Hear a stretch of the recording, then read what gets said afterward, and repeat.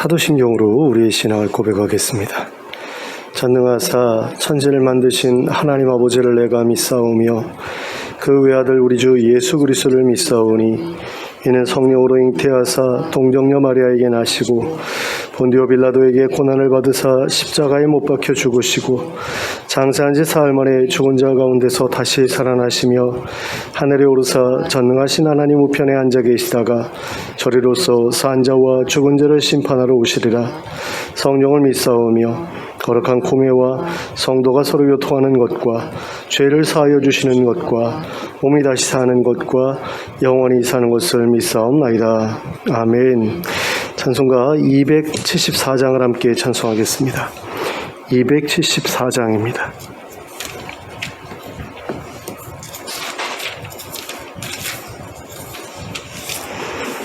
찬송가 274장 함께 찬송하겠습니다.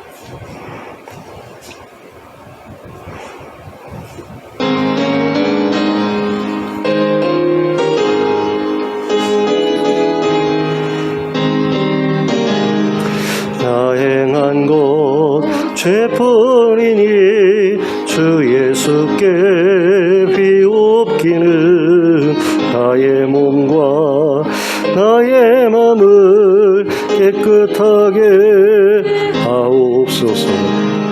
물 가지고 날 씻든지 불 가지고 태우든지 내 안과 밖 다 닦으사 내 모든 죄 멸하소서.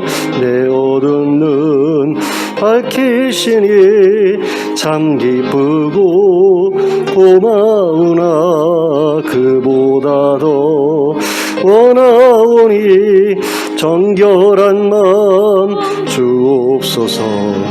물 가지고 날 씻든지 불 가지고 태우든지 내 안과 밖 다 닦으사 내 모든 죄 멸하소서.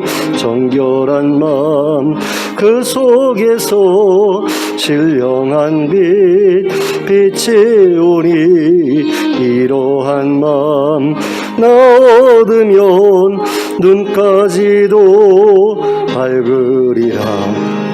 물 가지고 날 씻든지 불 가지고 태우든지 내 안과 밖 다 닦으사 내 모든 죄 멸하소서. 못된 행실 다 고치고 악한 생각 다 버려도 주 앞에서 정결타고 자랑치는 못하리라. 물 가지고 날 씻든지 불 가지고 태우든지 내 안과 밖 다 닦으사 내 모든 죄 멸하소서. 아멘. 찬송가 284장을 함께 찬송하겠습니다. 284장입니다.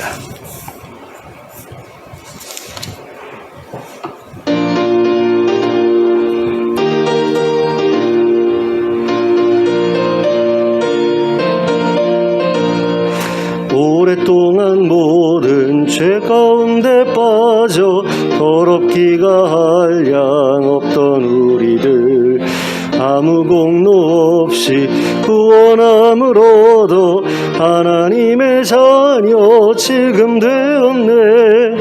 주의 그 사랑 한량 없도다. 찬송할지어다 예수의 공로. 주의 그 사랑 한량 없도다. 찬송할지어다 예수의 공로. 주의 보혈로서 정결하게 씻겨 죄악에서 떠난 몸이 되었고 세상 근심 구른 한 곳 없어지니 하나님의 빛이 영화롭도다. 주의 그 사랑 한량없도다. 찬송할지어다 예수의 공로. 주의 그 사랑 한량없도다. 찬송할지어다 예수의 공로. 죄의 깊은 잠과 뜬 세상의 꿈을 어서 깨어나라 나의 친구여. 은혜 받은 날과 구원 얻을 때가 지금 온 세상에 선포되었네. 주의 그 사랑 한량없도다. 찬송할지어다 예수의 공로. 주의 그 사랑 한량없도다. 찬송할지어다 예수의 공로. 아멘. 오늘 우리에게 주시는 하나님의 말씀은 사도행전 21장 17절부터 26절까지 말씀입니다. 사도행전 21장 17절부터 26절까지 말씀입니다. 합독하도록 하겠습니다. 시작. 예루살렘에 이르니 형제들이 우리를 기꺼이 영접하거늘 그 이튿날 바울이 우리와 함께 야고보에게로 들어가니 장로들도 다 있더라. 바울이 문안하고 하나님이 자기의 사역으로 말미암아 이방 가운데서 하신 일을 낱낱이 말하니 그들이 듣고 하나님께 영광을 돌리고 바울더러 이르되 형제여 그대도 보는 바에 유대인 중에 믿는 자 수만 명이 있으니 다 율법의 열성을 가진 자라. 내가 이방에 있는 모든 유대인을 가르치되 모세를 배반하고 아들들에게 할례를 행하지 말고 또 관습을 지키지 말라 한다 함을 그들이 들었도다. 그러면 어찌할꼬 그들이 필연 그대가 온 것을 들으리니 우리가 말하는 이대로 하라. 서원한 네 사람이 우리에게 있으니 그들을 데리고 함께 결례를 행하고 그들을 위하여 비용을 내어 머리를 깎게 하라. 그러면 모든 사람이 그대에 대하여 들은 것이 사실이 아니고 그대도 율법을 지켜 행하는 줄로 알 것이라. 주를 믿는 이방인에게는 우리가 우상의 제물과 피와 목매어 죽인 것과 음행을 피할 것을 결의하고 편지하였느니라 하니 바울이 이 사람들을 데리고 이튿날 그들과 함께 결례를 행하고 성전에 들어가서 각 사람을 위하여 제사 드릴 때까지의 결례 기간이 만기된 것을 신고하니라. 아멘.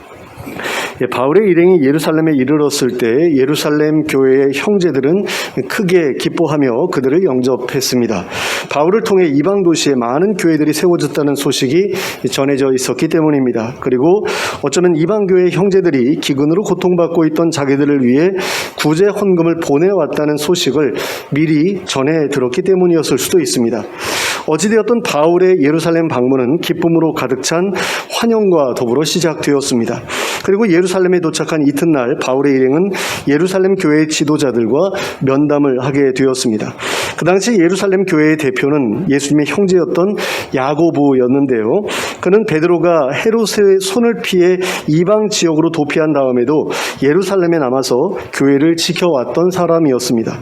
바울이 야고보를 만나러 들어갔을 때 그곳에는 교회 장로들이 한 사람도 빠짐없이 다 모여 있었습니다.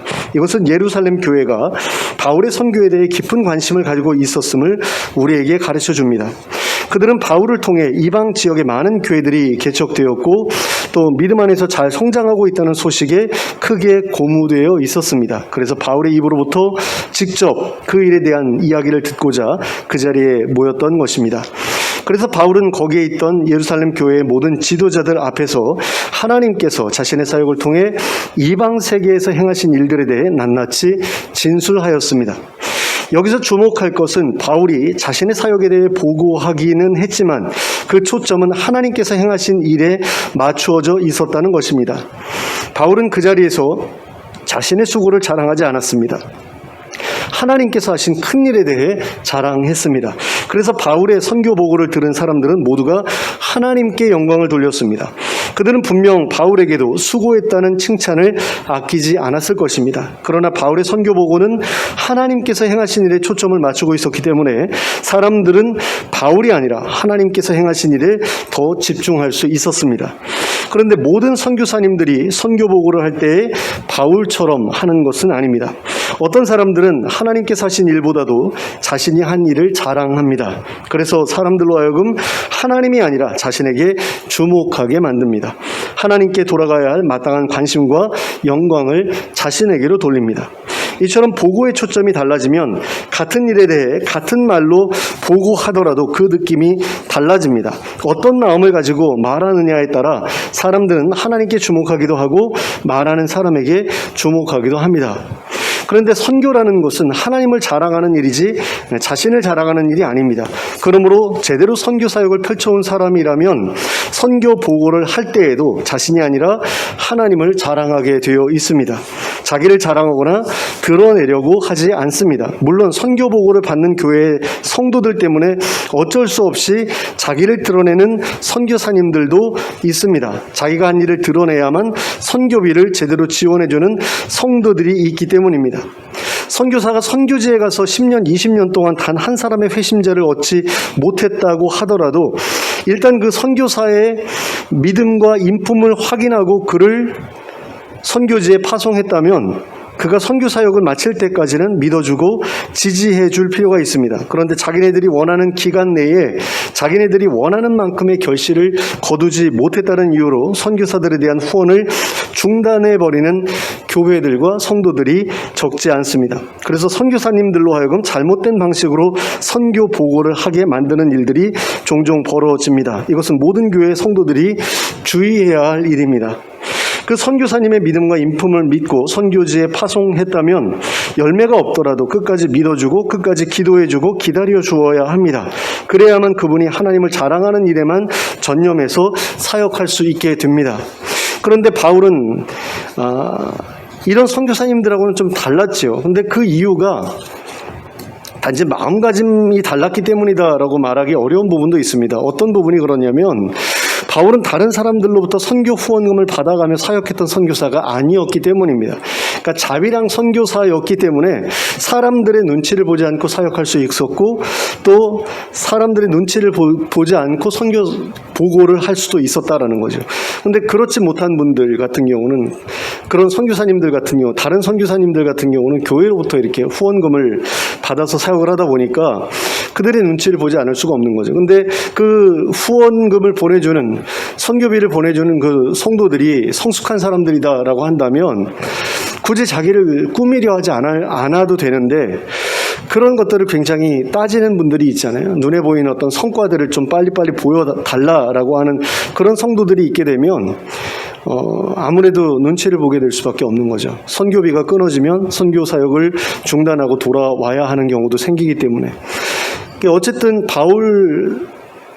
바울과 다른 선교사님들의 어떤 그런 입장에는 분명한 차이가 있기는 합니다. 어쨌든 그럼에도 불구하고 바울이 정말 순수한 마음을 가지고 선교 활동을 했다라는 것은 분명한 사실이죠. 바울은 오직 하나님만을 높이면서 선교 사역을 감당했고요. 또 선교 보고를 할 때에도 하나님만을 드러냈던 것을 우리가 볼 수 있죠. 그런데 그렇게 정말 순수한 마음을 가지고 하나님만을 높이면서 사역해왔던 바울에게도 그를 미워하는 사람들이 있었다라는 겁니다. 본문 20절과 21절의 말씀입니다. 바울더러 이르되 형제여 그대도 보는 바에 유대인 중에 믿는 자 수만 명이 있으니 다 율법의 열성을 가진 자라. 내가 이방에 있는 모든 유대인들을 가르치되 모세를 배반하고 아들들에게 할례를 행하지 말고 또 관습을 지키지 말라 한 다음을 그들이 들었도다. 자, 다 율법의 열성을 가진 자들, 그러니까 하나님에 대한 열심을 가진 사람들인데도 불구하고 바울에 대해서 안 좋은 이야기를 들은 사람들이 있다라는 거죠. 그런데 이 안 좋은 이야기가 진짜로 맞는 이야기가 아니라 거짓으로 꾸며낸 이야기이기 때문에 그 이야기를 듣고서 바울을 미워했던 사람들이 있었다라는 겁니다. 근데 그 사람들이 어떤 사람들이냐? 1차적으로는 이제 이방 지역에 살고 있던 유대인들이었죠. 그런데 그 유대인들이 퍼뜨린 거짓 소문 때문에 예루살렘에 있던 유대인들까지도 바울에 대해서 오해를 하고 그를 미워하고 그를 증오했던 그런 사람들이 생겨났다라는 겁니다. 근데 왜 이방 지역에 살고 있던 유대인들이 그렇게 바울을 싫어했느냐, 미워했느냐? 바울이 이방인들을 향해 할례를 받지 말고 받지 않고 율법을 지키지 않아도 구원을 받을 수 있다라고 가르쳤기 때문이죠. 근데 왜 이게 문제가 됩니까? 이방인들한테 그렇게 가르치는 유대인들하고 무슨 상관이 있는 일이죠? 그냥 뭐 이방인들을 향해서 사기치고 다니네 그러고서 무시할 수도 있는 일이잖아요. 그런데 왜 여기에 대해서 이렇게 민감했냐면 혹시라도 유대인들 가운데 바울의 말을 듣고 이방인들처럼 행동하는 사람들이 나타날까 염려했기 때문입니다. 그러니까 바울의 말은 유대인들이 자기 자녀들에게도 할례도 행하지 않고 또 율법도 안 지켜도 된다라는 식으로 말하는 그런 일들이 벌어질까 봐 염려했다라는 거죠. 그래서 그들은 바울이 자기들에게 모세를 배반하고 아들들에게 할례를 행하지 말고 또 관습도 지키지 말라고 했다는 그런 거짓 소문을 퍼뜨렸습니다. 그러니까 바울에 대한 오해를 더 심화시키려고 한 거죠. 근데 바울은 유대인들에게 그와 같은 말을 한 적이 없거든요. 오직 이방인들에게만 그렇게 가르쳤을 뿐입니다. 그래서 디모데 같은 경우는 일부러 할례를 받게 하기도 했잖아요. 왜냐하면 유대인들이 자꾸 자기를 오해하니까 그거 아니야 그러면서 디모데는 사실 아버지는 이방인이고 헬라인이고 어머니는 유대인인데 그렇게 태어났기 때문에 할례를 받지 않고 있었는데 그 사람은 할례를 받게 해가지고 내가 율법을 이렇게 존중하는 사람이야, 유대교의 전통을 지키는 사람이야 라는 사실을 사람들한테 알려주려고 했던 그런 사람 아닙니까? 근데 그런 사람이 유대인들한테 그런 식으로 말했을 리가 없는 거죠. 근데 유대인들의 입장에서는 이방인들뿐만 아니라 유대인들까지도 바울의 말을 따라서 할례를 받지 않고 율법을 지키지 않는 그런 일을 하게 될까 봐 염려하지 않을 수가 없었던 겁니다. 그래서 거짓 소문을 퍼뜨려가지고 유대인들이 아예 그 바울의 말에 귀를 열지 않도록 아예 처음부터 귀를 닫고 멀리하도록 하려고 했던 거죠. 그래야지 유대인들이 회당을 떠나서 이방인들의 교회로 넘어가는 일들이 중단될 것이라고 생각을 한 겁니다. 그러니까 바울이 그렇게 가르쳐가지고 이방인들이 자기네들끼리 공동체를 꾸렸잖아요. 근데 거기에 회당에 다니던 유대인들이 계속해서 넘어갔지 않습니까? 근데 그걸 막으려면 어떻게 해서든 바울이 가르치는 건 엉터리야라고 얘기를 해야만 했기 때문에 이런 식으로 이제 오해를 점점 더 확산시켰던 거죠. 근데 그 소문이 그래가지고 결국에는 예루살렘에까지 퍼져오게 되었다라는 겁니다. 그래서 예루살렘에 살던 수만 명의 유대인들이 그 소문을 듣게 되었다라는 거죠. 그래서 예루살렘 교회의 지도자들은 유대인들의 오해로 말미암아 바울이 큰 어려움에 처하게 될 것을 염려하지 않을 수 없었습니다. 바울이 예루살렘에 도착했다는 소문이 이미 온 예루살렘에 퍼져나가고 있었기 때문입니다. 그래서 그들은 바울로 하여금 예루살렘 성전에서 행하는 의식에 참여할 것을 권유했습니다.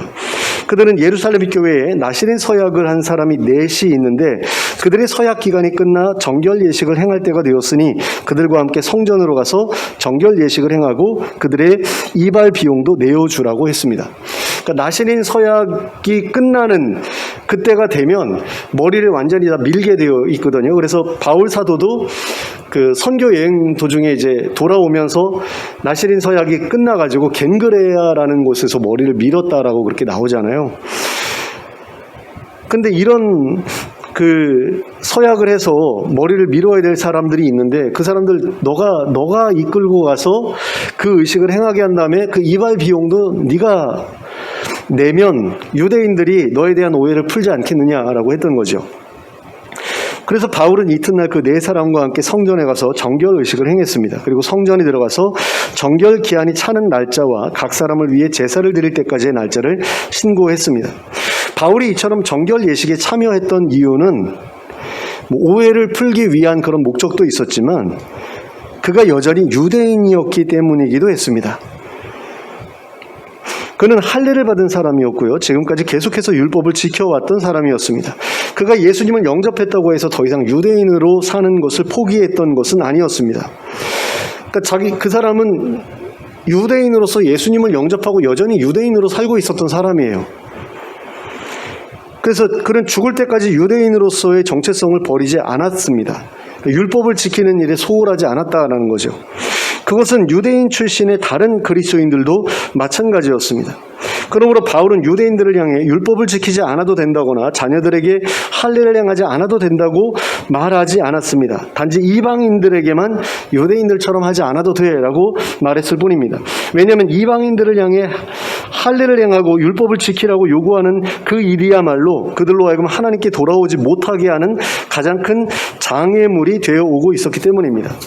그러니까 이방인들이 하나님께 오려고 하는데 하나님의 백성 되어서 살고 싶은데 그러려면 너희들 할례 받아야 되고 율법 다 지켜야 돼 라고 얘기하는 그것이 그 이방인들에게는 너무나 부담스러운 일이었다라는 거죠. 그러니까 그러지 않아도 돼, 그냥 오기만 하면 돼 라고 얘기했을 때 그 사람들이 얼마나 마음이 기뻤겠습니까? 그러니까 정말 수많은 사람들이 그렇게 해가지고 교회로 몰려들었는데 그걸 유대인들은 이렇게 색안경을 끼고서 봤던 거죠.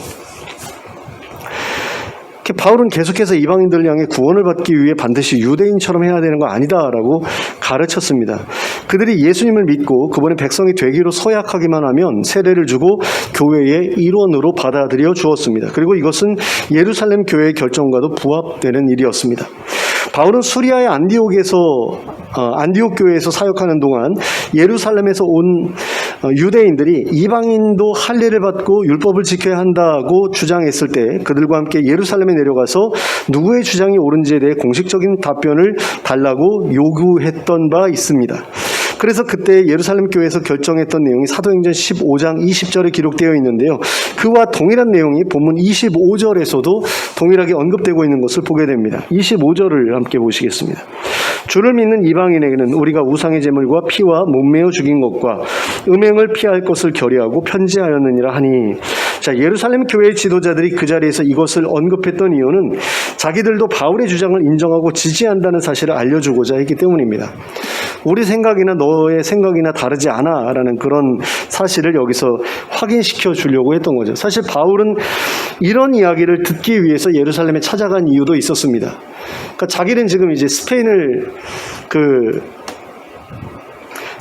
가서 사역을 하고자 하는 그런 마음을 가지고 있잖아요. 그러니까 예루살렘 교회에 그런 공인된 그 복음을 가지고 스페인에 가서 복음을 전할 그런 계획을 가지고 있었는데 그 이야기를 이제 여기서 지금 예루살렘 교회 지도자들이 해준 거죠. 그러니까 바울로서는 굉장히 마음이 좋았을 거라는 생각이 듭니다. 자, 예수님을 믿게 된 유대인이라도 그들이 유대인이라는 사실에는 아무런 변함이 없다고 아까 말씀드렸죠. 바울이 그랬던 것처럼요. 그러니 그들은 여전히 할례를 받고 율법을 지켜야 했습니다. 그러니까 예수님을 믿었다고 해가지고 유대인이 더 이상 유대인처럼 살지 않아도 돼, 이건 아니었다라는 거죠. 왜냐하면 유대인으로서의 어떤 정체성이 그들에게 주어져 있었고, 그리고 그 유대인으로서의 정체성이라는 게 어떤 면에서는 굉장한 자부심 아닙니까? 그들에게 있어서. 근데 그걸 내가 예수님을 왕으로 섬긴다고 해가지고 내가 그걸 포기하겠다? 이런 유대인은 아무도 없었을 거라는 거죠. 힘든 일이긴 했지만, 유대인으로 살아간다는 게 쉬운 일은 아니었지만, 그럼에도 불구하고 이 사람들은 어려서부터 유대인으로 살아왔고, 그렇기 때문에 그 삶에 익숙해져 있었고, 그러니 굳이 예수님을 믿었다고 해가지고 내가 이제 그렇게 살지 않겠어 라고 할 만한 그런 유대인은 거의 없었을 것이다라는 겁니다. 근데 이걸 반대로 이제 생각해 볼 필요도 있는 거죠. 예수님을 믿고 하나님의 백성이 된 이방인들이 예수님을 믿었다고 해가지고 그 사람들의 정체성이 바뀌어서 유대인이 된 건 아니잖아요. 그러니까 유대인들처럼 꼭 해야만 했던 것은 아니다라는 거죠. 그래서 예루살렘 교회 지도자들은 이방인 출신 그리스도인들에게 그저 우상의 제물과 피와 몸매어 죽인 것과 음행만 피하게 하자고 했던 겁니다. 그러니까 율법을 다 지키는 건 너무나 이방인들에게는 힘든 일인 거죠. 어려서부터 나면서부터 유대인이 아니었기 때문에 하나하나 다 새로 배워가지고 그 규례 그대로 살라고 그러면 감당이 안 되니까 니들은 이것만 해라고 한 게 딱 4가지였다라는 겁니다. 우상의 제물, 피, 몸매어 죽인 것, 음행. 이것만 안 하면 믿지 않는 사람들과 구별된 거룩한 삶을 영위하기에 충분해 라고 그렇게 생각을 했던 겁니다. 바울의 생각도 이와 다르지 않았습니다. 그래서 바울은 자신이 믿고 있는 진리를 고수하기 위해 수만 명에 이르는 동족들로부터 원한을 사게 되는 것을 저하지 않았습니다. 그는 자신을 보호하기 위해 편한 길을 선택하지 않았습니다. 이것은 바울이 자기 자신에 대해서도 스스로 율법을 지켜 구원을 받은 것이 아님을 잘 알고 있었기 때문이었습니다. 바울이 구원을 받을 수 있었던 이유는 바울이 율법을 잘 지켰기 때문이 아니었습니다. 이걸 바울이 알았던 거죠. 어떻게 해서 알게 됐을까요? 이 사람은 스스로 고백하고 있는 것처럼 어려서부터 율법을 아주 잘 지켜왔던 사람이었습니다. 그런데 이 사람은 동시에 어떤 사람이었죠? 하나님께서 보내신 하나님의 아들 예수 그리스도를 배척했던 사람이었거든요. 근데 하나님 나라에서 살려고 하는 사람이 하나님을 대신해서 하나님 나라를 다스리게 될 하나님의 아들을 배척한다라고 한다면 그 사람은 하나님 나라에서 살 자격이 있습니까? 없습니까? 없어지는 거죠. 그러니까 율법을 아무리 잘 지켜왔다고 하더라도 예수님을 배척하는 순간 그 사람은 하나님 나라에 들어갈 자격을 잃어버리게 되는 거예요. 그런데 그 사실을 그 사람이 아주 절절하게 깨달았죠. 다메섹 도상으로 가는 길에서 부활하신 예수님을 보고서 눈이 확 멀었잖아요.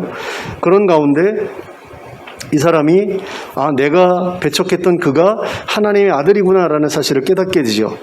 근데 내가 하나님의 아들을 배척한 이상 나는 하나님 나라에 들어갈 수가 없게 되는 거죠.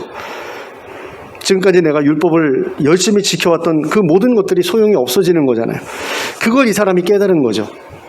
그게 중요한 게 아니구나라는 사실을 깨닫게 된 겁니다. 율법을 정말 확실하게 지키는 그게 중요한 게 아니라 내가 하나님의 대행자, 하나님을 대신해서 하나님 나라를 다스릴 그 왕을 내가 어떤 식으로 받아들이고 어떤 식으로 그를 섬기느냐, 이것이 나의 운명을 결정하는 가장 중요한 요인이겠구나라는 사실을 거기서 이제 깨닫게 된 겁니다.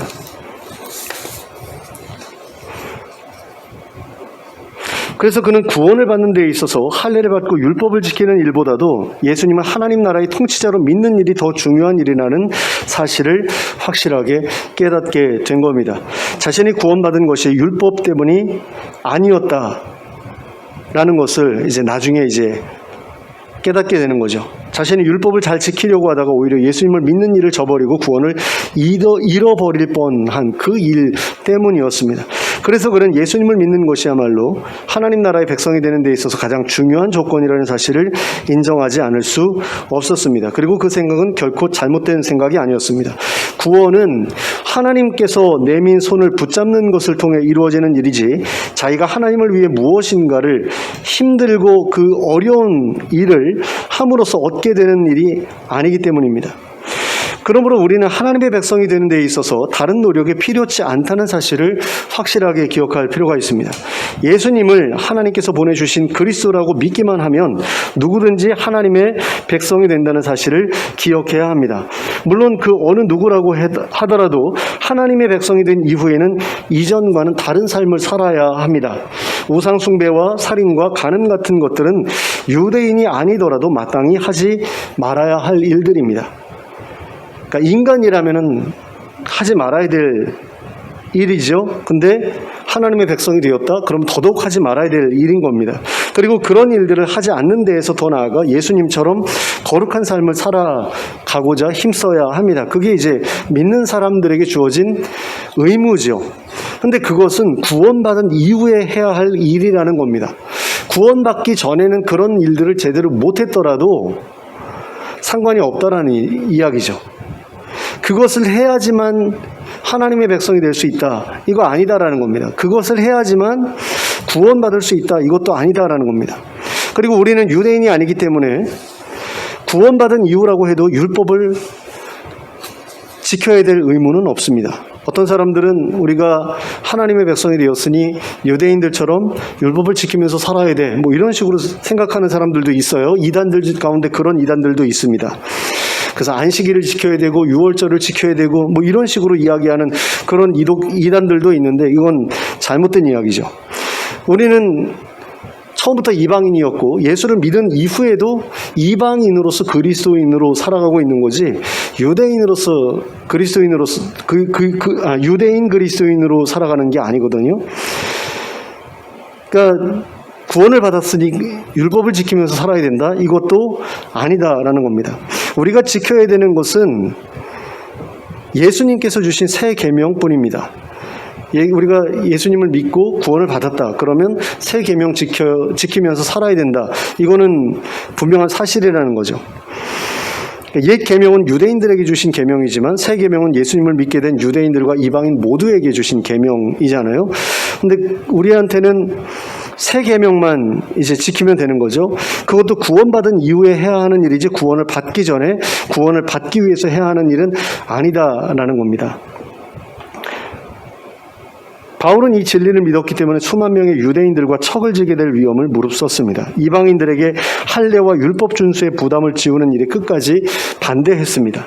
그런 이방인들을 하나님의 백성으로 받아들이기 위해 그들이 하나님의 백성이 되는 데에 있어서 가장 큰 걸림돌이 되었던 것들을 과감하게 제거해버렸습니다. 그것이 옳은 일이었기 때문입니다. 근데 오늘날에는 어떻습니까? 오늘날에는 그런 것들이 다 사라져서 다 바울처럼 그렇게 생각하면서 살아가고 있을까요? 그렇지 않습니다. 당시에 유대인들과 비슷한 생각을 가지고 신앙생활하는 기독교인들도 없지 않습니다. 그리고 그런 분들의 생각으로 인해 다른 믿지 않는 사람들까지도 그리스도인이 되는 것을 부담스럽게 여기는 것을 볼 수 있습니다.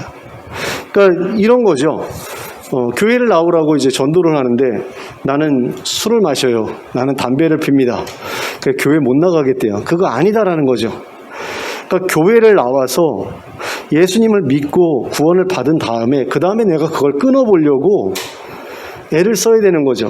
근데 그 노력을 나 혼자서 하는 게 아니라 믿는 사람들이 모두 함께 모여서 그렇게 서로 도와가면서 그런 일들을 격려해가면서 해결해야 되는 거거든요.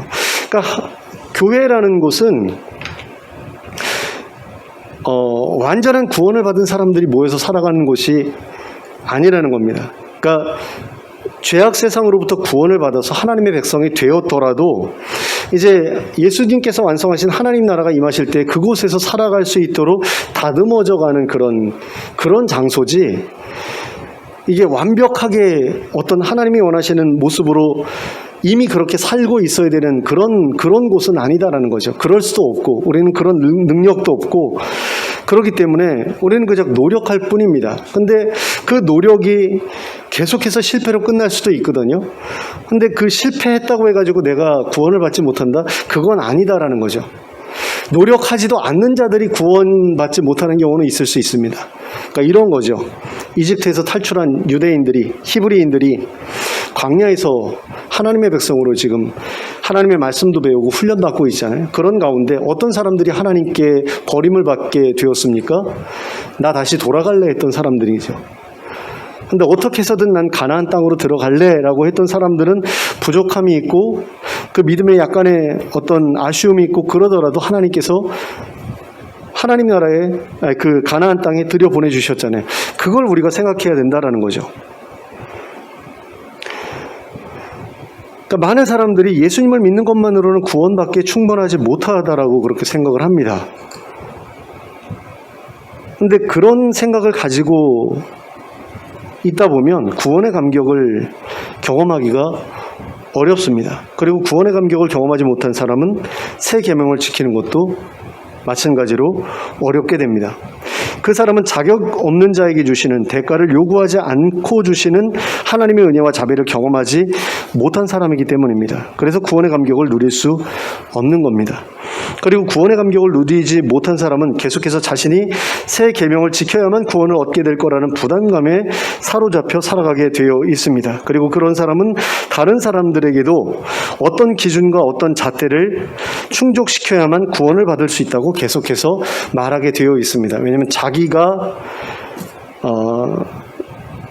그걸 충족시키지 못했다라고 생각하기 때문에 니들도 나처럼 그걸 충족시키기 위해서 애써야 돼라는 어떤 그런 부담감을 자기 자신한테도 계속해서 줄 뿐만 아니라 다른 사람들에게도 주는 거죠.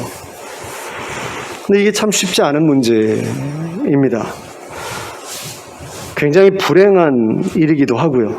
그러니까 지지 않아도 되는 짐인데 억지로 지고 살아가는 그런 일들이 우리 가운데 많은 것을 봅니다. 그러므로 우리는 구원이 오직 하나님의 은혜와 자비로서 이루어지는 일이라는 사실을 확실히 깨닫게 되어야 합니다. 그리고 그러한 깨달음 안에서 하나님의 은혜와 사랑을 깊이 체험하게 되어야 합니다. 이런 일들이 우리의 삶 가운데 일어나게 되기를 바랍니다. 그리하여 자신이 체험한 구원의 감격을 힘입어 하나님의 백성다운 거룩하고 정결한 모습으로 살아가는 저와 여러분이 될 수 있기를 예수 그리스도의 이름으로 축원합니다. 기도하겠습니다. 사랑의 하나님 아버지, 예수 그리스도를 믿음으로 말미암아 하나님의 백성이 되었다라는 게 얼마나 대단한 것인지를 우리가 깨닫게 되기를 원합니다.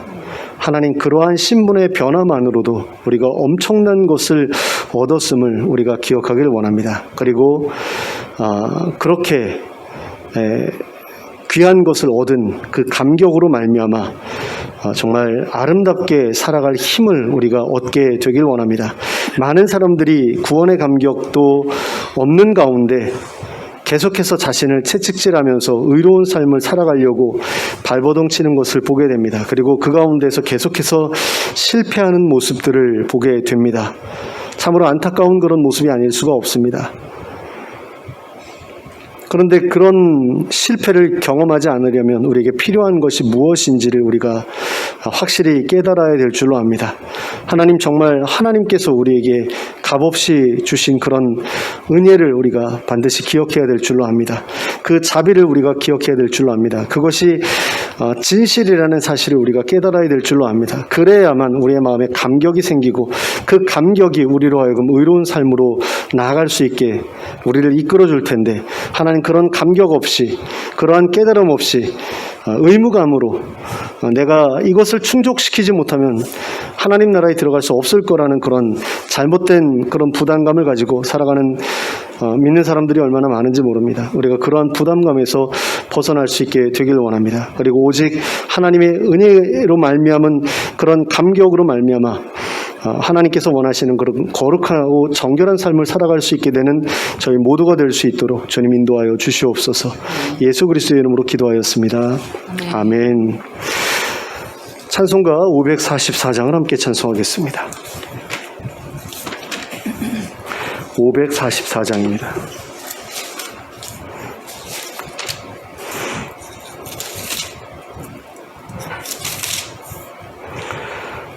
찬송가 544장 함께 찬송하겠습니다.